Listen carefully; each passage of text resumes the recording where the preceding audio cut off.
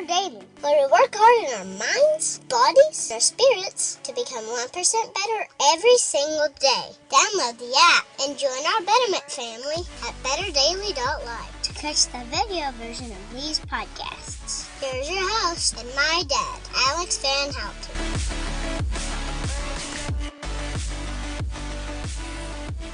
What is up, Better family? This is Alex Van Houten in Better Daily Live. Happy Thursday. Today is Word Thursday, and the word today is chickens, part 1. I'm really excited about today's word. It's going to be a lot of fun. In fact, there's a lot of heaviness going around. There are folks in our group recovering from COVID, and so many awesome things happening with the Faithful 40 Challenge that I just thought it would be a good time to have some fun this morning. So we're going to do chickens, part 1. Before I get there, I do want to say happy 6th day of the Faithful 40 Challenge. Woo! You're doing an amazing job. We have folks who are adding their food journals. We've had people who have invited their friends and they've registered and are executing the Faithful 40 Challenge well. We are journaling our mindset, our nutrition, and our exercise, unless you have a different daily commitment. In fact, shout out to KT.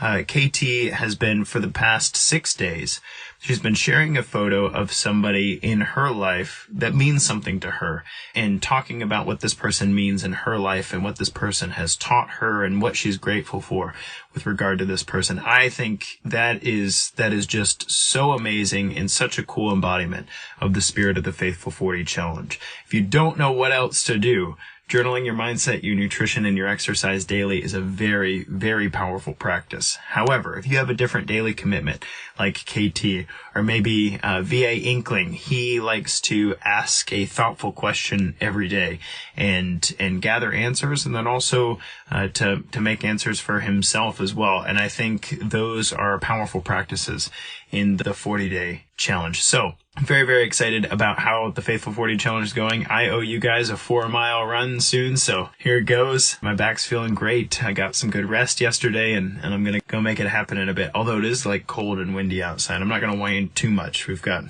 those of you in 20-degree weather now, so we're just in the mid-30s, you know. But today's Word Thursday, chickens. Why in the world am I talking about chickens? So normally on Word Thursday, I deconstruct a word, I go through the etymology of the word, and then I also talk about some meditations on that word. We've done courage, and we've done love, and we've done prayer, and we've done tachykines. There's no word that's off limits, and there are a lot of words in the English language, so I'm very willing to go wherever you guys want to go. However, chickens are a fun thing in my world, and today specifically I'm going to talk about chicken idioms. So in the English language, I don't know if you know this or not, I didn't realize this, honestly. I've been speaking English my whole life. I didn't realize that there are so many phrases that we use in the English language that is common knowledge among people, but it has to do with keeping chickens. And it's funny because we have chickens. We have 10 chickens in our backyard right now. We started with 4 about August of last year, not 2021 last year, 2020 last year. And so we've been at this for almost a year and a half. And there's so many phrases in the English language that I thought I knew what they meant, but they've come to life since owning chickens. And it's funny because I didn't even realize that this was a chicken thing unless it's explicitly chicken.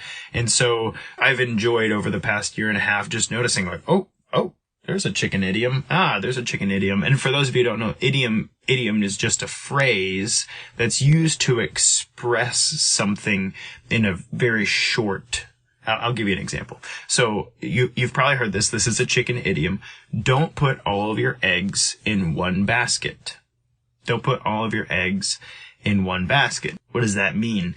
It means, so imagine we've got our chicken coop in the backyard, right? We've got our 10 chickens and they lay eggs in the nesting box. And so you go out and you have to get the eggs, right? And Gabriel usually does this for us. So he goes out there and he opens the nesting box and he grabs the eggs, right? And if you've got more than a couple eggs, there's no good way to hold them. But my wife will make like a little basket with her shirt, Gabriel will hold like a pail or sometimes he tries to hold them all in his hands. He doesn't do that anymore, because what happens is you come back to the house and let's say, I don't know, life happens and you trip and fall. Boom, right?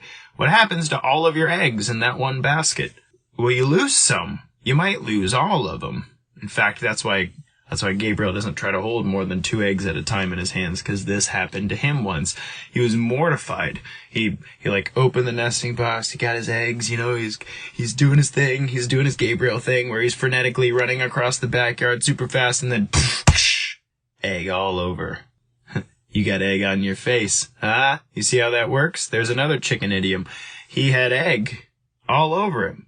Well, that's what happens when you put all of your eggs in one basket, because now you have to wait until your chickens lay more eggs, and you miss out on breakfast. And that really sucks. And putting your eggs in one basket, that idiom has been used in a bunch of different ways. I've heard it used in investment terms, right? So you have your capital, your dollars that you can invest in, and they say don't put all your eggs in one basket. Don't have all of your equity in a house. Don't have all of your equity in one company. Don't have you want to diversify. That's what the financial people say. I'm not one of them per se. I just know the lingo. So don't put all of your eggs in one basket. That's one chicken idiom. And I hope that gives you an example, right? Or, speaking of eggs, there's another one it's a chicken idiom too. To make an omelet, you gotta crack some eggs, right? Now it's not quite chickens. You don't have to have chickens to understand what that's like, unless you just have never made an omelet before.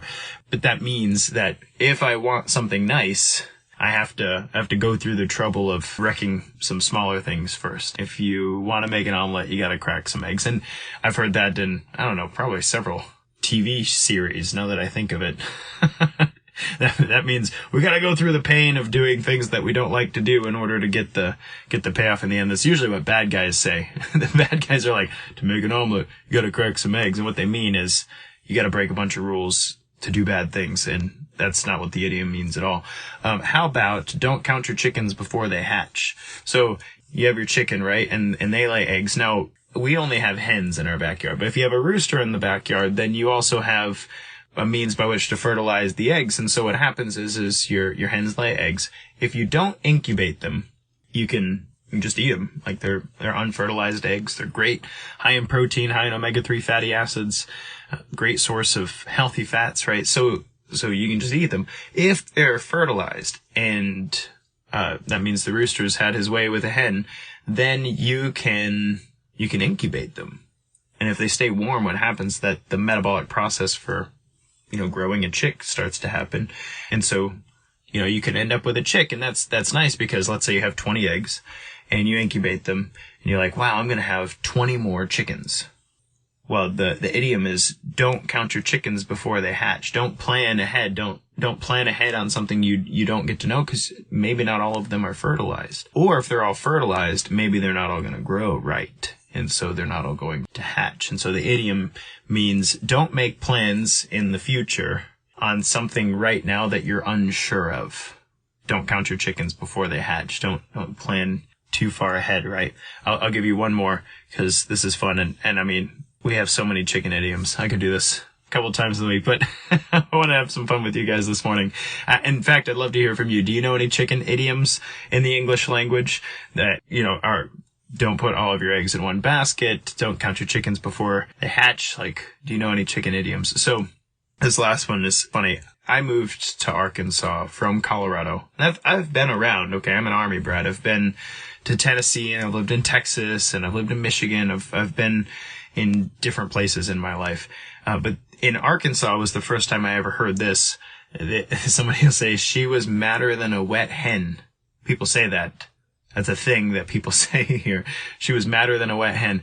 I'm like, I guess that means really mad, right? So we had a hen go broody. Scott says, waking up with the chickens. I've never heard that before, but I guess that means waking up really early. So thank you for that. Waking up with the chickens. I wake up with the Gabriel and Bennett. They're the early risers. We don't need a rooster. They're up at 5:45 every morning on the dot. So, that's a good one. Thank you for that. But madder than a wet hen, we had a hen that went broody. Broody means something biologically is telling them that it's time to be an incubator for babies. And in a flock like ours, only one or two of the hens will go broody. That means that they will, it's the weirdest thing, they'll literally just go sit down somewhere, and if they're eggs, they're great. They'll sit down on the eggs and they'll hang out there and they're going to incubate them. They are a living incubator. But even if there aren't eggs, the instinct is so strong that they'll just sit there anyway. They'll just, for days and days and days and days. And this chicken was going to kill itself. This chicken was going to die. It wasn't eating. It wasn't drinking. It wasn't walking around. It was basically wasting away to nothing. And they get really hot. Like there's a lot of heat on the inside of the chicken, so it can incubate the eggs, right? So that's what broody means. When they go broody, they don't lay eggs. They could also get sick and unhealthy and die. And so you don't want them broody. And so my wife, being the good chicken mom that she is, she's like, how do you break a broody hen? Because you could put babies under them. I'm not kidding. It's the weirdest thing. We did this once to break my broody hen. Scott says, I had a psycho rooster once. That dude was crazy. Some of those roosters are nuts. So at night you can slip little babies under the hen, and then the next morning, the hen kind of wakes up and is like, oh, I'm a mom. And they do mom things. It's the craziest thing, which I can talk about some other day when I talk about chickens. But madder than a wet hen, where does this come from? Well, one of the ways that you might break a broody hen, meaning you snap them out of this instinct, is you have to cool their body temperature down. You got to drop the body temperature, and it might get them out of this broodiness. And so some farmers would throw a bucket of cold water on the hen to try to make it stop being broody. My wife is a good chicken mom, and so in her mind, that was a little harsher than she wanted to be. So she had me fill a giant plastic tub full of ice and water, and then I had to take the hen and hold it in the ice-cold water for a few minutes and drop its body temperature. And that hen was pissed, man. Like, she was like, and randomly she'd flail and try to jump around and stuff. And so that's what madder than a wet hen means. It means I am in a situation I don't like. I'm going to tell you all about it. And I'm sitting here holding this chicken going, madder than a wet hen. I get it now. She's so mad right now. And we're just hanging out here, just hanging out in the ice cold water. I'm not real happy about it either, but she's definitely not happy. The whole body's quivering, and she's like, man, if I get out of this, I'm gonna peck your eyes out. So that's chickens. I'd love to hear from you. What are your favorite chicken idioms? I've got a whole big list more, but I think we'll stop there for now. We got pecking order and ruffled feathers and running around like a chicken with your head cut off and all that fun stuff. So I'd love to hear from you. What are your favorite chicken idioms? And thanks for having some fun with me on Word Thursday. Usually Thursday is quite a bit more serious, and I hope quite a bit more inspiring and insightful, but I felt like we needed to have a little fun today. So thanks for joining me on Word Thursday. Tomorrow is Flex Friday, and what we're going to be doing is diving into the garage gym and going through a movement that will help you on your 1% better daily journey. You can call me Coach then, because that's what it's about. Until tomorrow on Flex Friday, it's just 1%. You got this.